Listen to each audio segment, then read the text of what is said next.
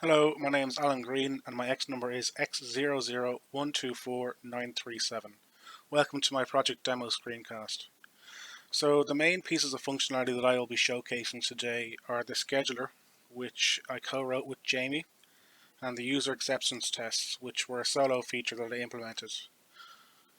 So for the scheduler, myself and Jamie went back and forth with a few different design choices, none of which were really working out for us in practice.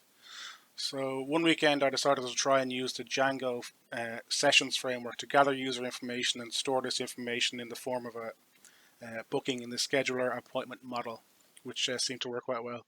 So let's go into book appointment here and I'll talk you through it. So the way I like to do out my forms is on multiple pages. I find it just makes the decisions a bit cleaner, and I find huge forms on one page can be really overwhelming and people are worried that they might miss something, you know what I mean? So I just thought this was a nice simple way to kind of bring you through. You can just check, you know, everyone everyone's page here. They all work.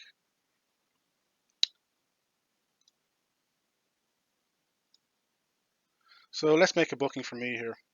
So as you can see, when you choose a physiotherapist, there's like a breadcrumb system here where it reminds you of your previous choices. So let's check appointments for, say, the 29th of April. Okay, so you can see we're getting reminded of our physio choice, and this is our date that we've chosen, and it gives you the year, month, date format just so you don't get confused.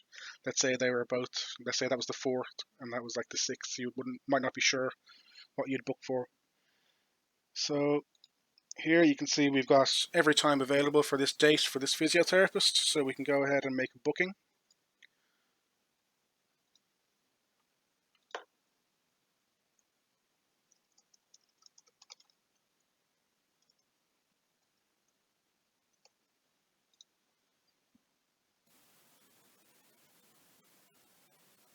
Okay, that's great. We've made a booking there.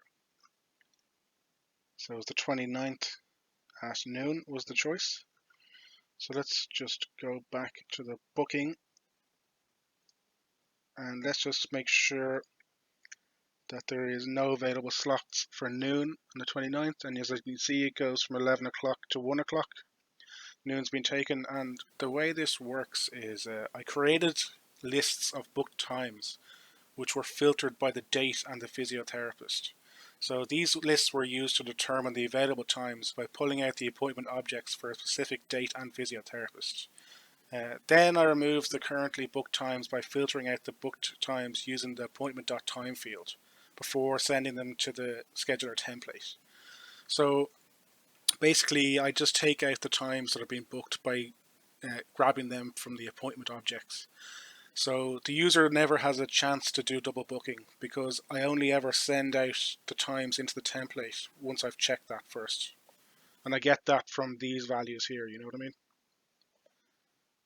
Okay, so that's pretty much the scheduler from my part, you know what I mean, what I've done. So now I'm going to bring you through the user acceptance tests, and I have to come into the code here a bit for this because you run them from the command line. So here we see the log files folder. And what I'm going to do is I'm going to delete test 4 and I'm just going to run it again to show you that a new log file is created each time. And I think there's 22 tests in total if I remember correctly, and I obviously can't show them all, so I've decided just to show the book appointment and purchase tests because they are the two core functionalities of the website really.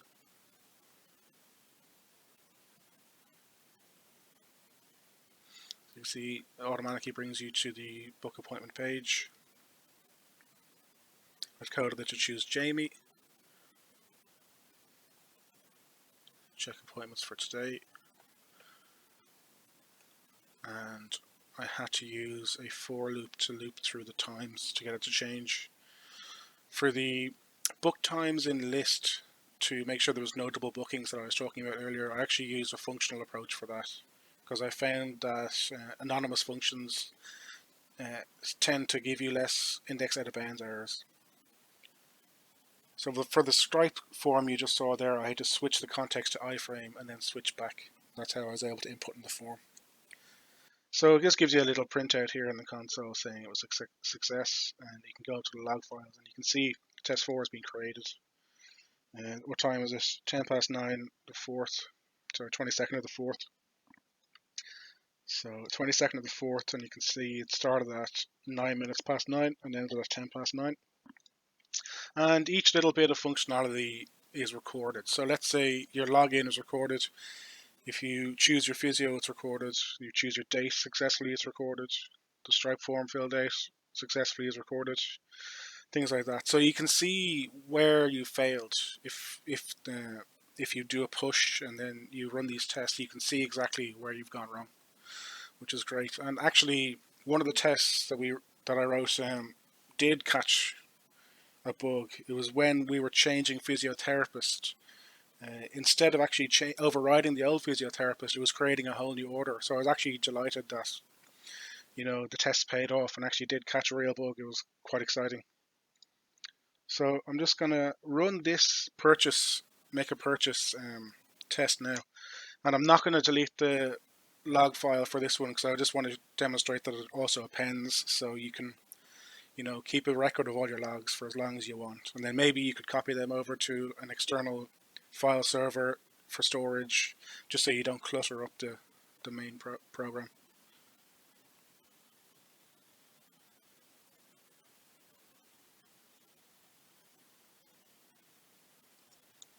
So just navigate to the shop.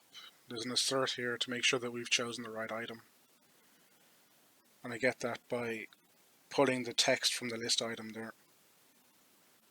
When inputting your name and address, you don't actually need to put in the address. If you leave it blank, it'll just pull it straight from your account details.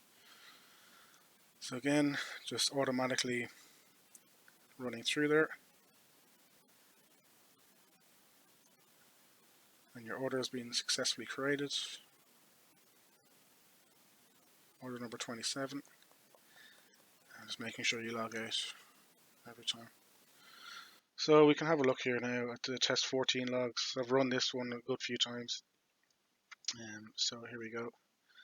You can see it's 12 minutes past 9. Test started at 11 minutes past 9 and ended at 12 minutes past. Date again here. And it just again confirms that everything went successful.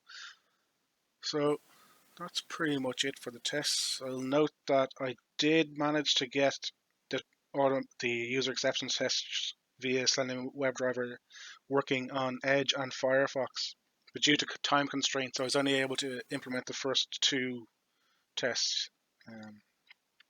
Both of these also have logging, but it was actually quite different implementing the Edge test and Firefox. It wasn't a copy and paste job, especially for Firefox. It took me a good while to figure out how to get all this stuff to work. Also, even getting the paths to work took a while as well. So that's a failing on my part. I had initially planned to get all tests done for every browser, but I didn't realize how much time this would all take. Just one final quick note on these tests. Within the Chrome tests, I have physio tests and user tests. And then within user tests, I have the main test suite here. And you can run them all by doing Python munit tests, and it'll output a file that has every output from every test in it. I think I have an example somewhere here in the log files. Where are we? Chrome logs. Yeah, something like all tests 18. And as you can see here, it gives you every output from every test. If you do Python unit test.